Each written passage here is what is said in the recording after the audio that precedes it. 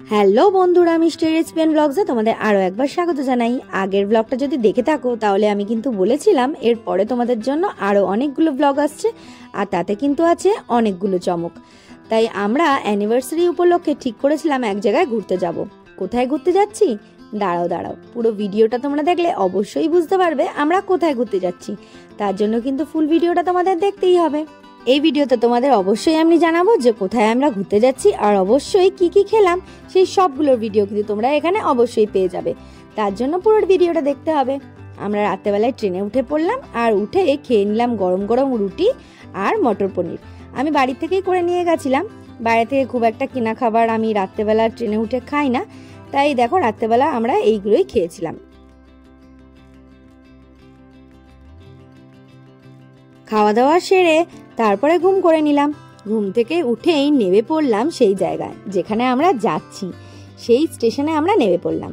এবার সেখান থেকে বেরিয়েই আমাদের হোটেল যাওয়ার পালা। তো হোটেলটা কোথায় তোমরা সব কিছুই জানতে পারবে। আর দেখো আমরা অটোতে উঠে পড়েছি। এবার রাস্তায় যাওয়ার সময় তোমরা দেখতে পারবে দেওয়ালে কত রকম কত কারুকার্য। আমার কিন্তু ভীষণ ভালো লেগেছিল এই দেয়ালে এত সুন্দর আর্টগুলো দেখে। তো তোমরাও দেখো, তোমাদের কিন্তু অবশ্যই ভালো লাগবে। অ্যাট লাস্ট পৌঁছে গেলাম আমরা আমাদের ডেস্টিনেশনে। হ্যাঁ, তোমরা কিন্তু ঠিকই ধরেছো, আমরা এসে গেছি পুরীতে। আর পুরীর এই হোটেলটাই আমরা ছিলাম। এটা ছিল হোটেল সোনালী। এটা ঠিক কস্তুরী রেস্টুরেন্টের একদম ওপরেই সোনালী। এই হোটেলটার একটা প্লাস পয়েন্ট হলো ঠিক হোটেলের উল্টো দিকেই কিন্তু সমুদ্র সৈকত। হোটেল থেকে জাস্ট 1-2 মিনিট হাঁটলেই একদম সমুদ্র কাছেই। তো চলো এবার চলে গেলাম রিসেপশনে। আমাদের আগের থেকেই রুম বুক করাই ছিল, তাই আমাদের ঘর পেতে কিন্তু কোনো অসুবিধাই হয়নি। তো চলো এবার কিন্তু পুরোটাই হোটেলটা তোমাদের আমি ঘুরে দেখাবো যে কত সুন্দর এই হোটেলটা। ভেতরটা কিন্তু আমার খুব পছন্দ হয়েছে। সবকিছু এত সুন্দর করে সাজানো ছিল, দারুণ লাগছিল দেখতে। তোমরাও দেখো, তোমরা কিন্তু এখানে অবশ্যই আসতে পারো। আর এখানে কিন্তু আগাম বুক করে আসলে তোমরা ঘর অনায়াসেই পেয়ে যাবে।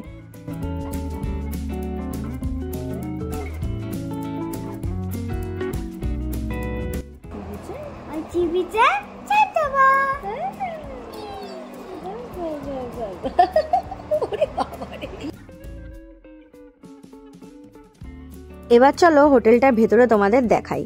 ভীষণ সুন্দর কিন্তু হোটেলটা, আর এটা অনেক বড় প্রপার্টি, তাই ভেতরটা কিন্তু অনেক বড়। চলো তোমাদের ভেতরটাও নিয়ে গিয়ে দেখিয়ে আনি। আমি কিন্তু সকালের টাইমটা এটা তোমাদের দেখাচ্ছি, সন্ধেবেলা কিন্তু আরো সুন্দর লাগে। সন্ধেবেলাটাও কিন্তু তোমাদের আমি অবশ্যই একটা ভিডিওতে নিশ্চয়ই দেখাবো।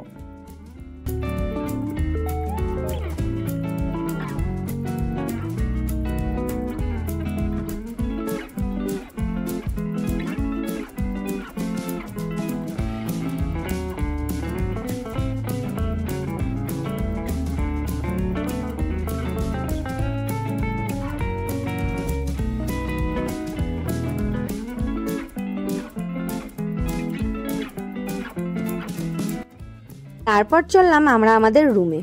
আমাদের রুমটা ছিল 2nd ফ্লোরে, আর 2nd ফ্লোরে সোনালীর সামনের দিকে সবকটাই কিন্তু সি ফেসিংই রয়েছে। আর সি ফেসিং কিন্তু অনেক আগের থেকে বুক করাতে হয়, তাহলেই কিন্তু তোমরা অবশ্যই পেয়ে যাবে। আর দেখো আমাদের রুমের যে ব্যালকনি, সেখান থেকে কিন্তু জাস্ট এরকম ভিউ লাগছিল। আমার কিন্তু ভীষণ পছন্দ হয়েছিল, কারণ সামনেই যদি এরকম সমুদ্র সৈকত দেখা যায় একদম ঘরে বসেই, তাহলে কিন্তু দারুণ লাগে।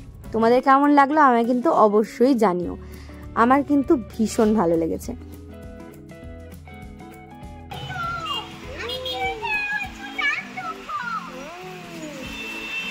অনেক সকালে এসেছিলাম, তাই কিন্তু খুব একটা ব্রেকফাস্টের কিছুই করা হয়নি। তাই ব্রেকফাস্ট করতে চলে এলাম আমাদের পুরনো সেই জায়গা 13 পার্বণে। আমরা কিন্তু পুরীতে আসলে প্রায় এই 13 পার্বণে এসেই আমরা খাওয়া দাওয়াটাই সারি, কারণ এখানে কিন্তু রিজনেবল প্রাইসে খুব ভালো মানের খাওয়া দাওয়া এখানে পাওয়া যায়। তো চলে এলাম 13 পার্বণে। আমরা এসেছিলাম অনেক সকালে, তাই এখানে এসেই ঝটপট করে কচুরি আর আলু তরকারি অর্ডার দিয়ে দিয়েছিলাম। এদের এখানে কিন্তু কচুরি আর আলুর তরকারি দারুণ টেস্ট। কচুরি আলুর তরকারির সাথে কিন্তু আমরা ডিমের অমলেটও অর্ডার করেছিলাম।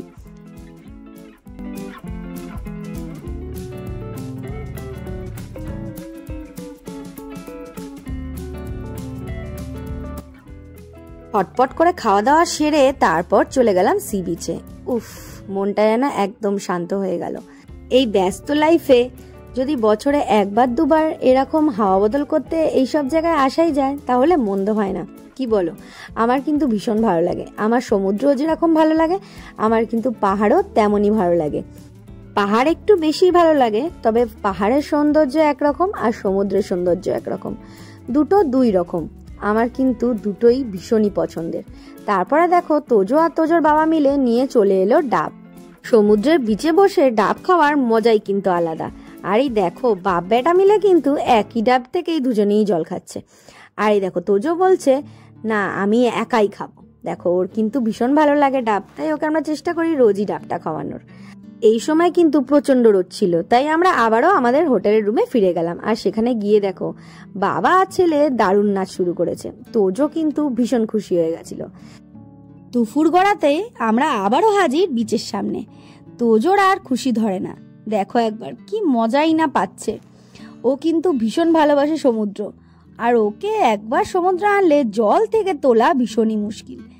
তাই তোজো আমাদের থেকেও সবচেয়ে বেশি খুশি হয়েছে। আর এই ঢেউ দেখলে কে না খুশি হয় বলো? ভীষণ মজা হয় আর দারুণ আনন্দ।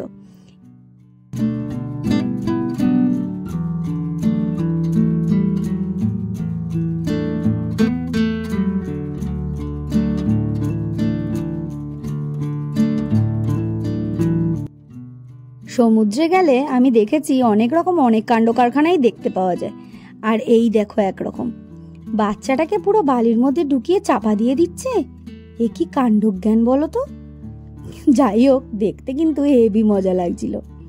তারপরে তোজো দেখো তোজোর বাবার সাথে কিন্তু খুব মজা করছে, খুব আনন্দ করছে।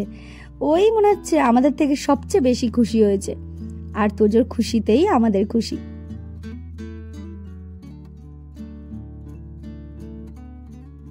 সমুদ্রে অনেকটা টাইম কাটানোর পর ভীষণ খিদে পেয়ে গেছিল, তাই চলে গিয়েছিলাম 13 পার্বণে আবারও লাঞ্চ করব বলে।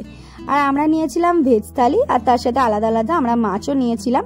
এর আগেও কিন্তু আমরা এই 13 পার্বণ রেস্টুরেন্টটায় অনেকবারই খেয়েছি, যতবার আমরা পুরীতে এসেছি ততবারই খেয়েছি। এদের এখানে ভেজ আইটেমটা কিন্তু দারুণ হয় খেতে। আর তার সাথে আলাদা করে মাছও নিয়ে নিয়েছিলাম, চিংড়ি মাছের মালাইকারি আর পমফ্রেট। চিংড়ি মাছের সাইজটা দেখেছো? আর টেস্টটাও কিন্তু দারুণ ছিল, সবগুলোই কিন্তু বেশ ভালো ছিল। এই দিয়ে সারা হলো দুপুরবেলার লাঞ্চটা। আর তোজো খুব বায়না করছিল যে ওর আলু ভাজা লাগবে। দেখো একবার কিরকম করে বলছে একটু আলু ভাজা দেবে। ও কিন্তু আলু ভাজা খেতে ভীষণ ভালোবাসে, তাই ওর জন্য নেওয়া হয়েছিল 1 প্লেট আলু ভাজা। এই দিয়ে দুপুরবেলা খাওয়া দাওয়া শুরু।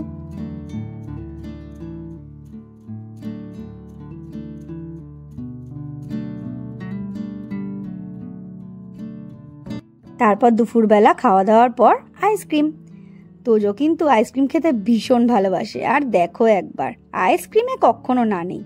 তারপর আবারও হোটেলের রুমের ব্যালকনিতে বসে একটু আয়েশ করে সমুদ্র দেখা। কিরম লাগছে তোমার বলো? হ্যাঁ, সি বিচটা তোমার কেমন লাগছে?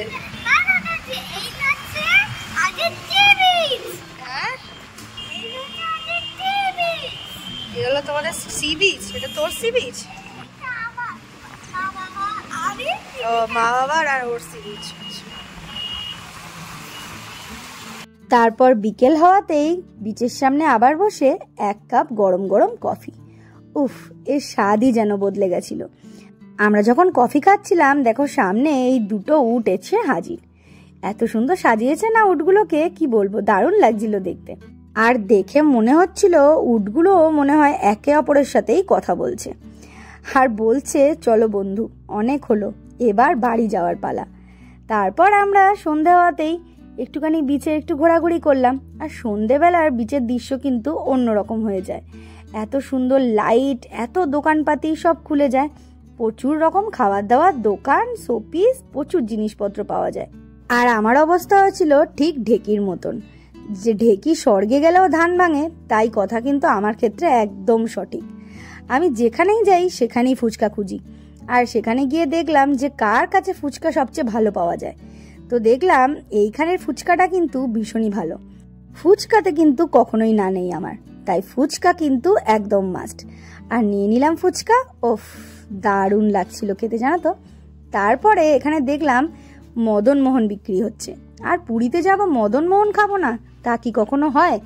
এই দেখো এই কাকুকে ডেকে নিয়ে নিলাম মদনমোহন। জাস্ট অসাধারণ লাগে, পুরীর বিখ্যাত মদনমোহন।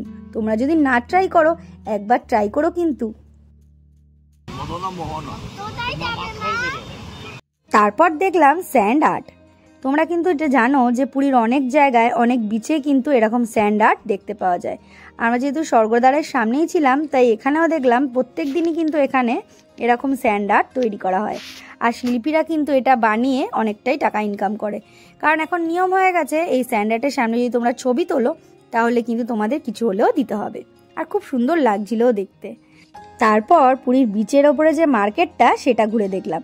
তো চলো তোমাদেরও দেখিয়ে দিই এই পুরীর বিচে তোমরা কি কি পেতে পারো।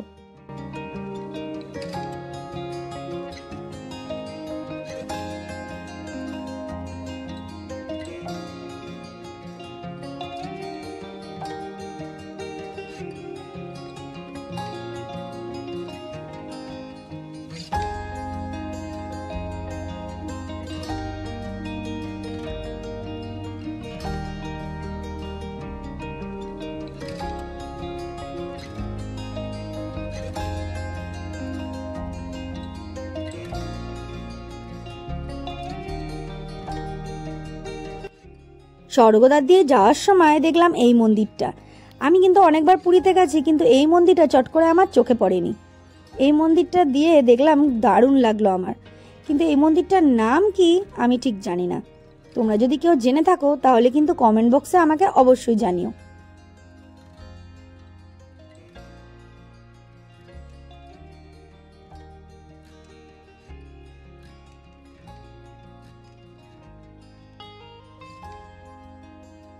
অনেক ঘোরাঘুরির পর খুব খিদে পেয়ে গেল।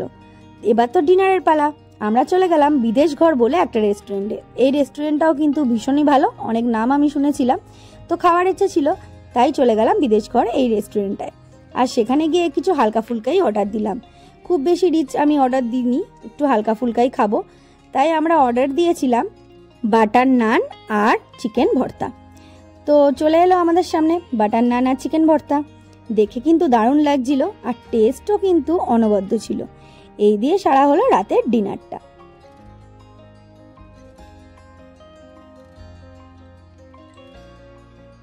ডিনারের পর্ব শেষ করে আবারও ফিরে এলাম হোটেলের রুমে, আর ব্যালকনিতে বসে কিছুক্ষণ সময় কাটালাম।